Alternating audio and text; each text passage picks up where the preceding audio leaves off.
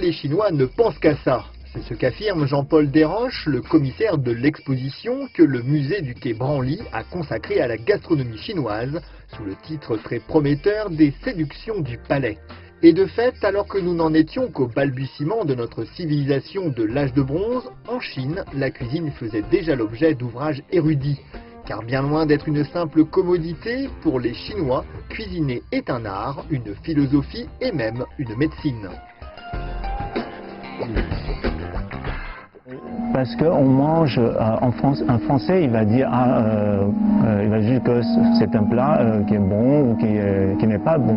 Mais les Chinois disent aussi que est-ce que c'est bon pour ma santé. J'ai une petite anecdote, quand j'étais au lycée, on était à la campagne. Un camarade de classe avait capturé un serpent. Je ne sais pas, un gamin français, qu'est-ce qu'il va dire? Et mon ami, mon copain, donc il dit je vais le manger parce que c'est bon pour mes yeux. Donc c'est vraiment une tradition dans la culture chinoise. Donc la médecine n'est pas réservée aux médecins. Donc tout le monde est un peu médecin de soi-même. On se soigne en mangeant. Il y a des aliments qui sont considérés comme des yin, des aliments considérés comme des yang. Quand il y a un problème, un souci de santé, on considère dans la médecine chinoise il s'agit d'un déséquilibre entre le yin et le yang. Donc on choisit des nourritures, des aliments en fonction des yin et des yang. Par exemple, le serpent était considéré comme un aliment extrême yin. Du palais à la plus humble maison, la nourriture tient une place exceptionnelle. Les accessoires les plus raffinés témoignent de la richesse des pratiques culinaires et l'historien convoque Lao Tse, qui, comme beaucoup de lettrés, a contribué à faire de la cuisine chinoise un art codifié. Donc, dans l'histoire chinoise, il y avait toujours une petite élite qui sont vraiment et des lettrés qui participaient à la cuisine. La nourriture et le sexe, ce sont les natures de l'homme. Mais pendant très longtemps, le sexe était un tabou. Le plaisir de la chair était un tabou. Et donc, peut-être les gens se réfugient aussi un peu dans la nourriture pour retrouver ce plaisir. Le cuisinier chinois est un alchimiste qui mélange texture, goût et matière pour obtenir un plat dont on serait bien en peine de retrouver les éléments principaux. Les aliments sont souvent coupés en petits morceaux pour faire une cuisson très rapide. Et puis ça permet aussi d'économiser de l'énergie et de faciliter l'utilisation des baguettes. Donc il y a plusieurs principes. D'abord, le premier principe, c'est le mélange. Comme dit un conseiller d'un roi, à l'époque, il y a environ 2500 ans. Donc la musique n'est pas obtenue par des notes similaires. Le tableau, la peinture n'est pas obtenue par les couleurs identiques. Donc les saveurs, la cuisine n'est pas obtenue par des goûts identiques. Donc on mélange le sucré, le salé, l'amer ou même la non-saveur.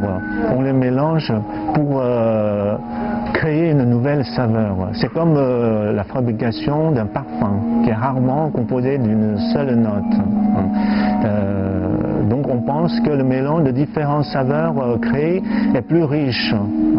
Donc un gastronome français m'a dit une fois que si vous connaissez faire la cuisine, vous pouvez deviner à peu près comment un grand chef français a préparé son plat. Mais ce serait très difficile dans le cas pour la cuisine chinoise. Un cuisinier chinois, c'est un peu comme un alchimiste. Et il ne s'agit là que d'une des nombreuses différences qui ne manquent pas de fasciner et de surprendre. En Chine, la cuisine ne connaît aucun tabou, ou presque. La première chose, c'est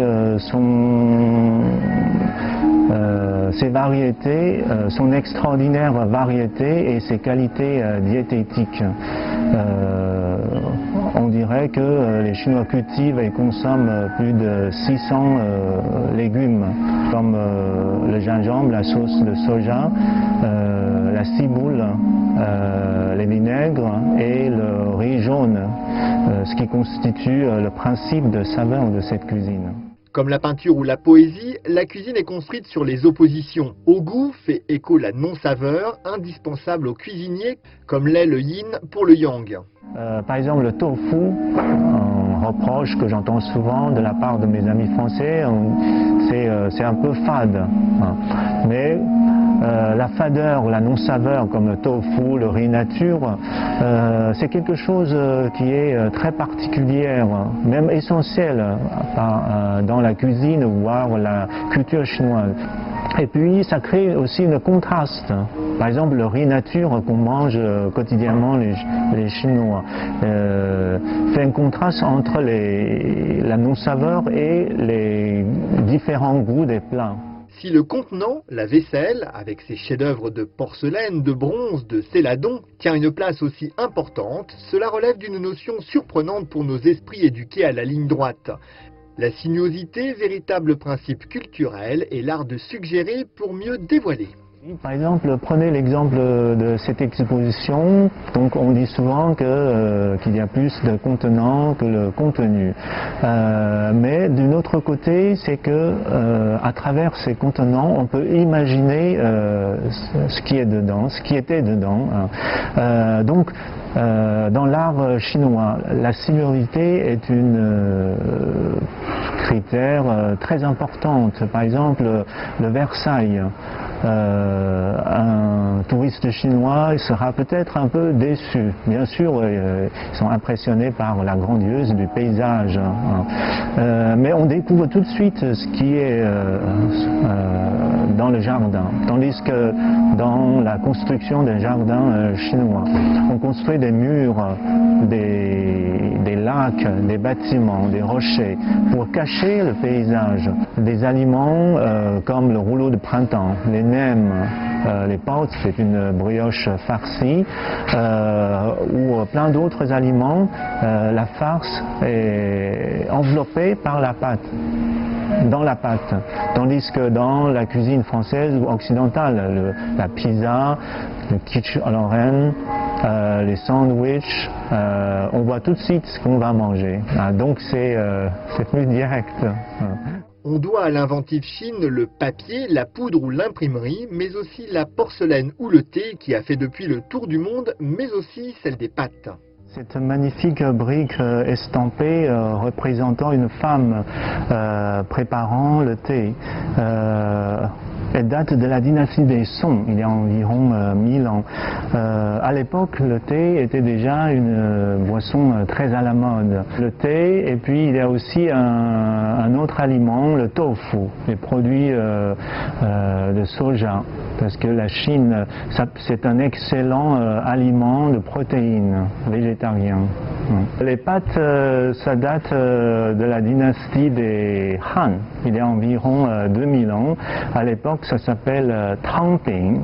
C'est des petites galettes de la soupe. La soupe des petites galettes. Il y a toujours des querelles entre les Chinois et les Italiens. Qui a inventé les pâtes? On ne sait pas encore. C'est à l'époque des Han, 2000 ans avant notre ère, que l'art de manger atteint un raffinement extrême, dont témoignent les services de table impériaux.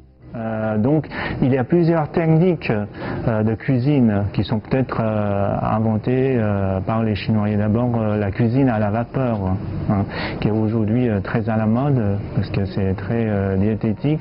Ensuite il y a aussi le sautage au grand feu.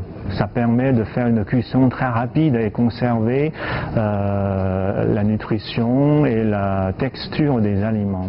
Il serait réducteur de croire que la gastronomie chinoise se résume à la carte pourtant longue des restaurants que nous connaissons, alors même que la cuisine du nord de la France n'a rien à voir avec celle du sud, que 1000 km à peine séparent. La variété de la cuisine chinoise est à la hauteur de cet immense territoire.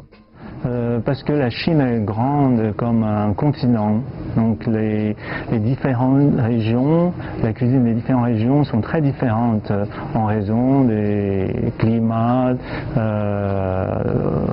du terroir. Donc on dit qu'il existe environ 10 écoles de cuisine différentes en Chine. Le nord c'est plutôt caractérisé par le goût salé. Mais au fait, pourquoi des baguettes quand il est si simple de manger avec une fourchette? Les baguettes, oui, sont inventées par les Chinois il y a environ 3 à 4 000 ans. Les premières baguettes découvertes se trouvent dans un tombeau de la dynastie des Shang. À l'époque, c'était en bronze et en ivoire. Donc, les baguettes permettent de saisir la nourriture sans modifier l'aspect de la nourriture. Donc, la nourriture était déjà préparée, donc il n'y a pas comme les couteaux et les fourchettes, peut-être une agressivité par rapport à la nourriture. Et les baguettes aussi, selon une étude japonaise, quand on manie les baguettes pour manger, on fait intervenir 30 articulations et plus de 50 muscles. Et c'est presque double par rapport à l'utilisation des couteaux et de fourchettes. Donc c'est peut-être un excellent exercice de faire travailler les muscles et les cerveaux. Les Français disent qu'il faut manger au moins 5 fruits et légumes par jour pour rester en bonne santé. Donc on peut peut-être manger une fois par semaine avec des baguettes pour être encore plus intelligent.